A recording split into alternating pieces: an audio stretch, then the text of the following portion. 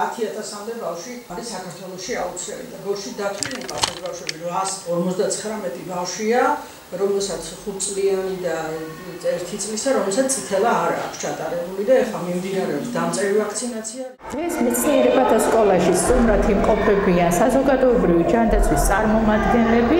ეს არის საინფორმაციო შეხვედრა მშობლებთან, ჩვენი სკოლის მოსწავლეების მშობლებთან, რომლებმაც ინფორმაცია მიაწოდეს ინფექციებზე, ვირუსებზე, პარაზიტებზე და იმუნიზაციაზე. ასეთი შეხვედრები ძალიან მნიშვნელოვანია, იმიტომ რომ ზოგადად ჩვენ ძალიან დიდ დეფიციტში ვართ ინფორმაციის მხრივ, თუმცა ჩვენი სკოლა ყოველთვის მზად არის და ხელს უწყობს პერიოდულობით ასეთ ჩართულობას. ჩვენ ძალიან ხშირი კონტაქტი გვაქვს სამედიცინო დაწესებულებებთან, არა მარტო საინფორმაციო შეხვედრების თვალსაზრისით, არამედ პერიოდულობით ჩვენ ვაკეთებთ უფასო გადასინჯვებს ჩვენი მეგობარი კლინიკების და მეგობარი ექიმების საშუალებით. ვაქცინაციის შემდგომ ამ კაბინეტში არსებობს ეს იმუნიზაციის ელექტრონული მოდული. ამ შეხვედრის მიზანი არის, რომ გავამახვილოთ კიდევ ერთხელ ყურადღება იმ ინფექციებზე, რომლის საწინააღმდეგო აცრების სტარტება ქვეყანაში ეროვნული კალენდარის მიხედვით,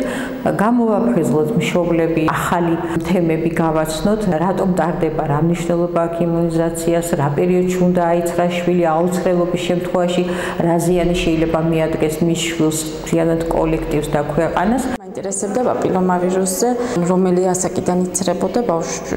მშობელი ვალდებულია, რომ მიყვანოს თავისი შვილი და გაუკეთოს აცრები. ტრენინგებზე მიიღო მონაწილეობა, იმიტომ რომ ხანდახან ბევრი რაღაცა ისეთია, რაც მართლა არ ვიცით და აუცილებელია რომ გავიგოთ და თუნდაც შემდეგ შემთხვევაში სხვასაც გავაგებინოთ ეს აღნიშნული ინფორმაცია.